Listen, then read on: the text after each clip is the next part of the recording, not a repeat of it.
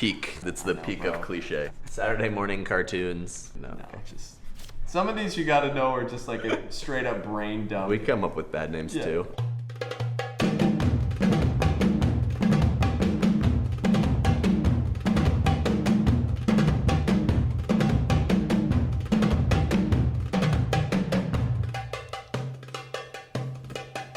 Hi, I'm Ryan. So I have 6 months, $15,000, which is basically a semester of college, thanks to greed, to go and learn as much as I can about marketing and branding and become an expert. So the first thing I gotta do this week is learn how to name things. I wanna come out of this knowing, what goes into making a name and then coming up with a really good name for my company. I've always been kind of an entrepreneur, and so like starting my own businesses, the first thing you kind of have to do is come up with a name. I mean, obviously the concept, but you have to have a name too. So I think having that skill set is really gonna help me long term. They gave me this book called Don't Call It That by Eli Altman. So I'm gonna go read this and read a bunch of other resources, try and take some different paths, learning how to name things and come up with a few names myself. First, I'm gonna go home and see if I made a mistake because I quit my job, but we'll see how it goes. That's not lying, I quit my job yesterday. I like that. Let's talk about names. First, my parents almost named me Denim. Yep, Denim. Maybe they were wearing denim vests at the time. All I know is that I dodged a denim bullet. But what's going on in the world does affect baby naming. Like, not as many people are named Katrina after the hurricane hit. Elsa is much more popular since Frozen came out, and Arya from the Game of Thrones has been big. Not today. Business names also follow trends. Lots of companies are named after the founder. Think McDonald's, Adidas, Ford, JCPenney, Colgate, Tupperware, Wrigley's, Tiffany's, Chick-fil-A. Not that one. But you get the point. Sometimes they're named for ingredients. Coca-Cola for cocaine, and Pepsi for Pepsi. There's naming based on URL availability. The dropping vowels trend. The adding letters trend.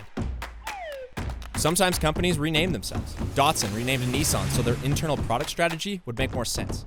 Remember Singular Wireless? Dropped once they merged with AT&T. Google recently introduced a parent company named Alphabet. And you've heard of ISIS, right? Not that ISIS, the other one. The mobile payments company. They had a PR storm on their hands and had no choice but to rename and rebrand. Then there's socially engineered names, like Lululemon. Maybe you think their name's a little see-through. You're right. Their name was chosen just because the market research showed it was popular, memorable, and easy to say. It has no other meaning.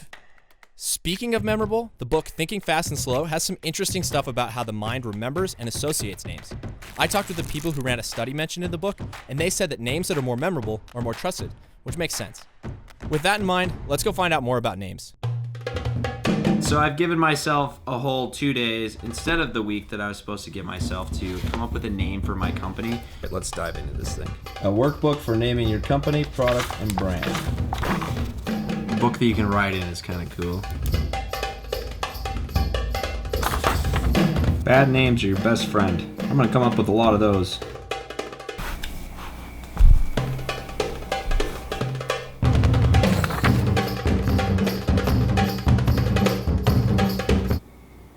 My alarm will be going off in exactly 5 hours, and currently my list looks like that. But I'm gonna try and get at least like 30 or 40 solid names on this list, using some of what Eli's taught me, some of what my gut tells me, and maybe a little Google, maybe some random dictionary searching. I'll be completely honest, I thought this was gonna be pretty easy.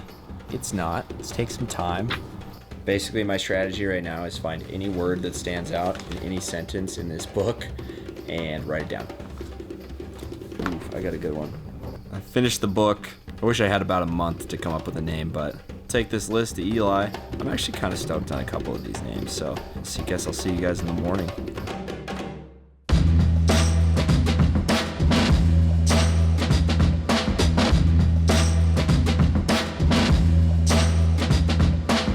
How you guys doing today? Good, man. How are you? I'm fantastic. I go to San Francisco State. Oh, sick.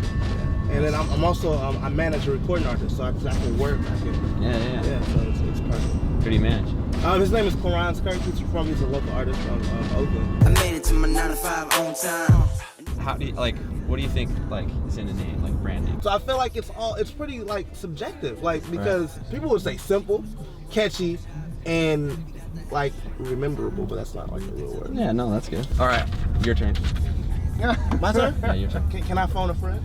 Dude, phone a friend. All right. I'm gonna call my artist. And Oh, he's, yeah, he's okay. good with words, so All right, I deal. figured. I'm looking into the dictionary right now. Yes. I don't know that because I like stuff to have meaning. You know, I Right. like it to. That's what I was saying. Branding is like longevity, so you don't want. You know, it has to be powerful. It has to be powerful. The vandalist branding. Oh, I like that. The Fan. Okay. Godstone branding. What? God's thumb. Like that. Oh, wow. Right? Sounds like a Christian rock band, but I like it. Well, thanks for your help. You got it. Is everybody an Uber driver out here? No. All my friends are though. Yeah. Hey, thanks, you man. guys. What am I ordering here? Chicken and waffle.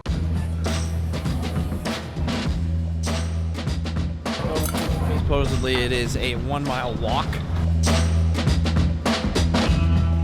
We got to 100 Monkeys, which is this rad space. I mean, they've got like a loft up above their offices where you can go like hang out and chill, and they've got like cool little creative spaces. I'm Ryan. Eli. Hey, nice to meet you, man. Good to meet you. Eli he's super dry, but he's way funny, and he's super creative. You can just tell like the guy's just like eking out creativity. Started doing my own projects when I was 16, about. Once my voice was like deep enough to convince someone that I might be an adult. I was a graphic designer for a little bit, realized I was a lot better at this than that. Every day we see thousands of brands. We get really good at being able to tune all that stuff out because we have to see so much of it. Throughout a process, we're presenting, 20 to 30 names. We have to come up with, 400 or 500 maybe names to present those, those 20 to 30. I better like every single one of them. We don't present bad names, and we don't present names that we would be unhappy if our clients picked. The whole time I'm sitting here, I'm thinking, like, oh crap, I'm gonna have to tell him my names, and they're just terrible. Like, they're not that good. So I'm just kind of waiting to get beat up. So what I'm going to do is I've taken my list of names, don't look at them, and I'm going to put them on my forehead. Eli's going to react to it, and if he likes it, he's going to ring the bell. If he doesn't like it, he's probably going to just not do anything, and I'm going to look sad. So here we go. All right. Montague. What's the story? I don't know. I just saw it in a book, and I thought it was a cool name. Okay, so probably not. Okay. Transition, not specific to your industry. It's kind of something that comes up for anything. So if someone were to see the name, it'd be really hard to tell like what it is or what you do. I didn't like that either. It's okay. Cut and stitch sounds like technical terms within your industry, right? What does it mean? I did the and thing you made fun of earlier. If you don't know, how is anyone else supposed to know? Going into this, we had the plan that, okay, Eli's gonna kick some of these names out, so we're gonna get some funny reactions. But when he's actually rejecting your names, it's a little different. It actually hurts. Yeah, so what does it have to do with what you're doing? Nothing. It's just a cool So you're name. just finding words that you like? Really good sell. Yeah, so... All right, we're just gonna need to get rid of all the ones where you can't make any tangible connection to what you're doing. It seems like you're under the impression that this is some like free association. Like- yeah, it kind of was for a second. Okay. Yeah, I was just making a list here. All right, chop shop. Oh, I kind of like that. I mean, that sounds. Oh, I'm supposed to hit this now. Oh yeah, that's All great. right, we got one. I like that one. Okay, toy bulldog. Yeah, this one we were just looking up 1920s boxers, and we found this one. Oh, that's okay. Well, that's So this was that's kind of cool. He's the toy bulldog, which is cool because he's kind of scrappy, just a little, See how you related it to what Right. you're doing? Yeah, see, Yeah, that's what see? I like. I like to be scrappy. Okay. Good. All right. I like that one. This yes list is really small. Posty. Okay, so hear me out. Yes, it is post-production, but postie bikes are what they use to deliver mail in Australia. Yeah. Pretty rad. But then it also has kind of a fun post-production play. Ahab's Folly. Popped in my head. Just sounded awesome. Are you kidding? You know the So- question I'm gonna ask, right? What's his folly? No, like how does it relate to what you do? Oh, it doesn't. Okay, well. I like these four. I think they're interesting names. My challenge to you is to actually come up with the stories that would be behind them. It seems like you have one objective in terms of that like scrappiness, roughness, not feeling so neat and tight and clean. I think you need like probably 2 more of those things to play off of. When you come up with names, don't try to check all 3 boxes on all of them because it's not going to work, but go after them, and then you'll sort of start to see the relationships of like, oh, okay, this feels a little scrappy, but it also ties into like some other thing, not about you, but about the type of work you want to do and how you want clients to perceive you. So Eli told me, go out, figure out 3 things that define you and how you work. So I came up with these 3 things. So number 1, scrappy. That's just kind of how I work. Number 2, breaking rules, obviously. And 3, I get lost in the details. It's a little bit of ADD mixed with OCD, and it creates some magic. Let's go through these names that we have and kind of talk about them and see which ones stick. So first off, we got Posty. Pretty cool name. It doesn't quite tell the full story, so we're gonna reject that one. Scatter. This is one I came up with after, and I kind of like it because it's kind of scatterbrained. It's still a little scrappy, still kind of breaking the rules. It's what you yell when the cops show up and you're doing something illegal, but I still don't think it's a great name. Alakaday, this one was just a word in a book, not my production company. This one hurts because I really like this one. There's already a lot of stuff out there, but I do think that it fits most of it. So the winner, I believe, that we're gonna stick with, the new and improved Toy Bulldog.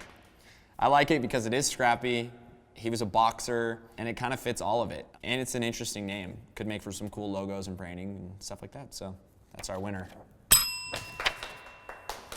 Thanks. The first thing I learned about names is it's the first impression. It's not the logo, because I'm not going to come up to you and I'm going to say, oh, you know that one coffee brand with the mermaid girl? No, I'm going to say Starbucks. Number 2, the name has to have a backstory. Without a backstory, it's just a word. In order to build a brand, that name has to mean something. And so that's a big takeaway I took, especially with Eli. He rejected a lot of my names because they didn't mean anything. They were just words on a paper. The third thing is to avoid the trends. You don't want your company to sound like every other sheep. You don't want to stick with the thing that's the status quo right then. A lot of the hipster brands use the and technique. So they'll pull words and they'll throw an and on there. You don't necessarily want to do that anymore. But I think, you want to avoid the trends to make sure that you stand out and your business is something that's different than anything else out there. And that's why you go into business, right? Because you offer something else. So you don't want to sound like everybody else. All right, so I had $15,000 to start. I bought a book, a pen, the flight to San Francisco, the Uber ride, but we got some free advice. The breakfast, great chicken and waffles, Brown Sugar Kitchen in Oakland. You should check it out. I gave him 5 stars on Yelp. But what you're not seeing on here is the interview I got to do with Eli. And sometimes the best thing you can do is to interview a mentor, and they'll usually do it for free, or at least for lunch. I'm probably not going to name anything else though, so don't try to ask me to do that for a while. Hurt my brain. We're done.